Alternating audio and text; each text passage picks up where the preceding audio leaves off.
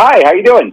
I'm doing great, man. Thank you for taking the time this morning. Oh, you kidding me? Thank you so much for giving me some love. I appreciate you. Oh, yeah, absolutely. I came late to the game with Impractical Jokers. I just listened to my friends and family talk about it for a few years before I dove into it, and I just became a big fan. It's one of my, it's like a Xanax for me. So, like, if I'm having Yeah, man, I hear that a lot. yeah, if I'm having a bad day, I hit YouTube, watch a little Impractical Jokers stuff. It's either that or the bloopers at the end of Talladega Nights. You know, both of those things kind of change my day around. So Great. I appreciate that, man. Both great choices.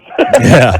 You're going to be, you're doing doing a New England campaign here. This Saturday, you're going to be at the Hampton Beach Casino Ballroom, a legendary place. You ever played that room before with the group? We have played that room. I'm excited to go back, yeah. Yeah. I hope that when you're in Hampton Beach, which is just a great New England attraction, that you have to do two things. You have to buy a harmonica that's shaped like a lobster claw for the kids, and then get a T-shirt for yourself that says, "Tell your boobs to stop staring at my eyes." Those are just two great things that you can get there. Both of them are fantastic and consider them purchased. All right, awesome. And then you're going to be at the Cape Cod Melody Tent on Sunday, and then you're coming back around, I believe, on September, I think it's 15th at the Wilbur Theater in Boston, another great room. So you're tackling New England here. Oh, excited, yeah. So I want to ask you about this, and I'm sure you've talked about it a lot, but the beginning of this year, you left Impractical Jokers for if I may say, all the right reasons, to take care of your family.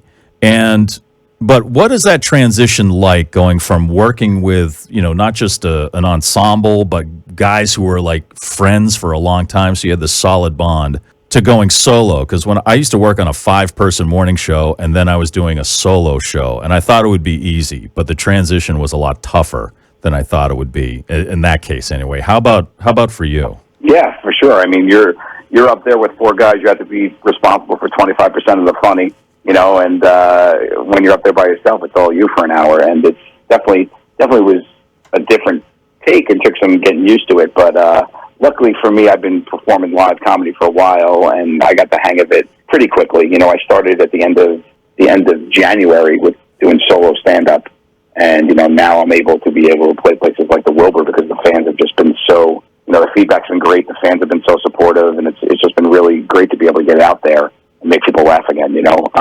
But for sure, there's a transition.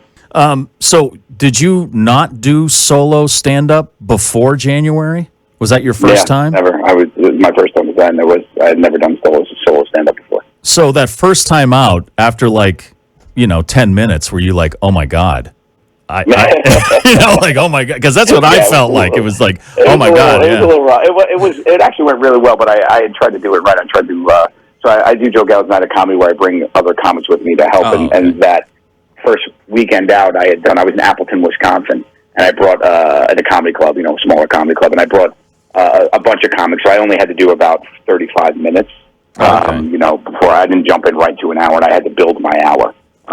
So now I'm running just a little bit over an hour, and it's great. And the stories are, it's fun because now I get people know me from the show and know that part of me, but I get to show them different sides as well. So I spend time talking about the show and stories from that, but I also tell stories about like parenthood, being a dad, and my dogs, and me growing up with my crazy Italian mother and things of that nature. So people really get a big dose of getting to know me, which is really fun too, and it's been really cool to get to know people on that level.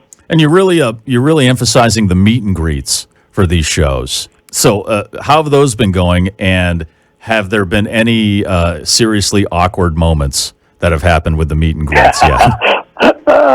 No, life is full of awkward moments. No, I mean, a lot of times people, when they meet me, just don't know what to say, and they just get all nervous, and it's like, I'm just a human, guys, you're fine. But it's really sweet. But the meet and greet's always great. I mean, people had wanted to, they asked me about doing a meet and greet ticket because people wanted to, say hello and see me. I don't know, maybe just check in on me because they know I've been going through a lot, which is sweet. But I was like, so we put those on sale. It's been great. I mean, I've been meeting, great fans, and it's nice to see people and hear their stories about, how we've been able to make them laugh during tough times. And just like the last weekend, I actually met, it was 3 people. It was a grandmother, a mother, and a daughter, 3 generations that all watched the show together. Wow. It's really fun just to see the impact that you have on families that have grown, That's amazing.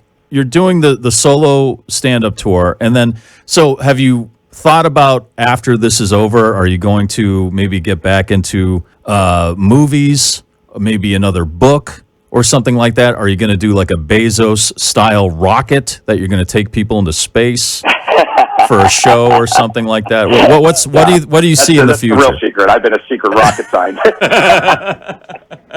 Yeah, no, I've always been, the reason why I got into entertainment was to be a movie director. It has always been my passion. And I've, now that I've been able to control my own schedule more with, being out here on my own, so I've been able to write, scripts and work on that, and that's been really, really fun. And I've also been working on a kid's book that'll be coming out, because I've always loved reading to my kids and telling stories to my kids, so I've been able to do something in that space, and it's, I'm always just a creative type, so I've always been trying to do whatever I can, but the ultimate goal is to write and direct films to entertain the world, so that's really where I'm hoping to end up. And who would be like the one director for you that really is your guiding light? I mean, I love, growing up, Mel Brooks was my jam, and I just loved his comedy, his stories, and just the way that him himself being so funny, and just the way that he used actors to their potential. I thought he was great, but I've also loved the storytelling of, like, M. Night was phenomenal. I just love the way that he was able to enthrall his audiences in a real way. Ron Howard, of course, Spielberg, all the guys that we grew up on, So I just really, really enjoy a good storytelling and good filmmaking, and I feel like there's been a lot of that. With a couple minutes we have left, I'd like to talk about a couple of other passions you have. And you mentioned the dogs, and you have Gatto Pups. And how many dogs do you have at this point? You're someone who believes in adopting them and not buying them, right? Or, yeah. We run a little bit of a sanctuary over at the Gatto Pups. And there's around 20 of them at this point. We've got a bunch of. We really focus on seniors too, to give them a good couple last months before their way out. So we do a lot of in that space, and they're all named after Italian pastries and pasta dishes because that's on brand for me. So it wouldn't make sense if they were named after like exercise routines. These are my dogs' push-ups, sit-ups, treadmill. That doesn't work. I got a bunch of them. I got biscotti, cannoli, spumoni, struffola, tartufo. The brother and sister fettuccine alfredo. Oh, nice, perfect. Over in the house. Any fusilli? No fusilli or rigatoni? No fusilli yet. No, we got a cavatelli and a manicotti. I don't have a fusilli yet. Okay. Which is an awesome thing here. And I want to mention, before you come to Massachusetts, they just passed a law here called the Beagle Law. I don't know if you saw that.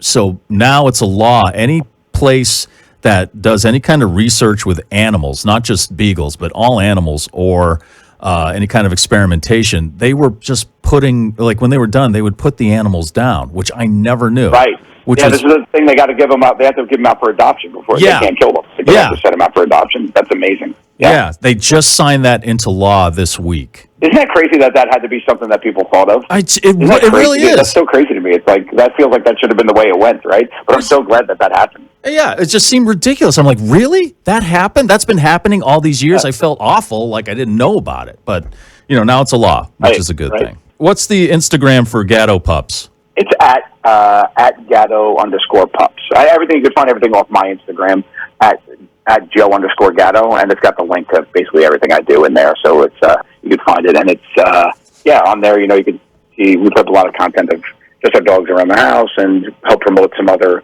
animals that need to find forever homes and whatnot. So it's been fun. And while I've been touring now, I've actually been popping into local rescues on my days because I play at night and I'm in town during the day. Nice. So I've been popping into some when I've had time, and it's been really fun just to go and give a little bit of love to rescues in the local areas. That's awesome, man. Well, thanks for the work you do there. And then we didn't have time to mention the work you do with anti-bullying, which is so very important. And then and thanks, obviously, for all the laughs with Impractical Jokers and now the solo tour.